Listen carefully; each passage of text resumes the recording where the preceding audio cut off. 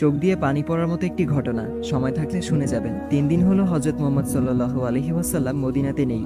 কেউ জানে না নবীজি কোথায়। ওমর ফারুক রাদিয়াল্লাহু আনহু মুক্ত তরবারি হাতে ঘোষণা দিলেন, যদি নবীজির কোনো কিছু হয় তবে আমি ওমর বলছি, মক্কার একটা মুনাফিকও আস্ত শরীরে থাকবে না। এদিকে আবু বকর রাদিয়াল্লাহু আনহু বললেন, থাম ভাই, চল নবীজির তালাশ করি।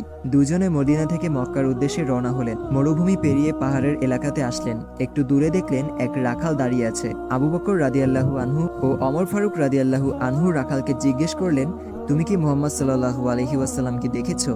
রাখাল উত্তরে বলল, আমি মুহাম্মদ সাল্লাল্লাহু আলাইহি ওয়াসাল্লামকে চিনি না এবং আপনাদেরকেও চিনি না, তবে ওই পাহাড়ের উপরে একজন লোক ইয়া উম্মতি বলে কাঁদছেন। আবু বকর রাদিয়াল্লাহু আনহু ও ওমর ফারুক রাদিয়াল্লাহু আনহু বুঝতে বাকি ছিল না ওই লোক আর কেউ না, দয়াল নবীজি হযরত মুহাম্মদ সাল্লাল্লাহু আলাইহি ওয়াসাল্লাম। রাখাল আবার বলল, লোকটির সাথে সাথে আমার সব উট ভেড়াগুলো কাঁদতেছে আর খাওয়া বন্ধ করে দিছে, আপনারা ওনাকে নিয়ে যান, তা না হলে আমার সব উট ভেড়াগুলো কাঁদতে কাঁদতে মরে যাবে। আবু বকর রাদিয়াল্লাহু আনহু ও ওমর ফারুক রাদিয়াল্লাহু আনহু পাহাড়ে গিয়ে দেখলেন দয়াল নবীজি সেজদারত অবস্থায় ইয়া উম্মতি বলে কাঁদছেন। নবীজির কষ্টে আবু বকর রাদিয়াল্লাহু আনহু বললেন, ইয়া রাসূলুল্লাহ, আমি আবু বকর ইসলাম গ্রহণ করার পর থেকে যত আমল করেছি সব আপনার উম্মতকে দিয়ে দিলাম, আপনি দয়া করে মাথা উঠান। নবীজি মাথা উঠায় না। এবার ওমর ফারুক রাদিয়াল্লাহু আনহু বললেন, ইয়া রাসূলুল্লাহ, আমি ওমর যে আপনার মাথা নিতে গিয়ে নিজের মাথা দিয়ে দিয়েছি, সে আপনার উম্মতের জন্য সব আমল দিয়ে দিলাম।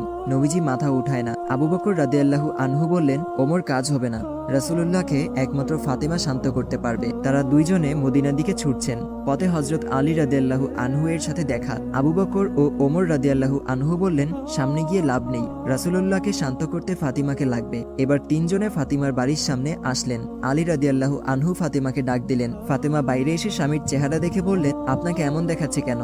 তবে কি মক্কার মুনাফিকরা আমার আব্বাজানকে মেরে ফেলেছে? হযরত আলী রাদিয়াল্লাহু আনহু বললেন, তুমি তাড়াতাড়ি চলো, নবীজি ইয়া উম্মতি বলে কাঁদছেন, মাথা উঠাচ্ছেন না। ফাতিমা দৌড়ে গেলেন।